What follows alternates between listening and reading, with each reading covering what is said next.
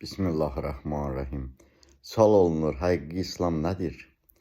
Cavab belədir. Həqiqi İslam Allah və Peyğəmbərin sallallahu aleyhi və aleyhi və səlləmin buyurduqlarına təslim olmaqdır.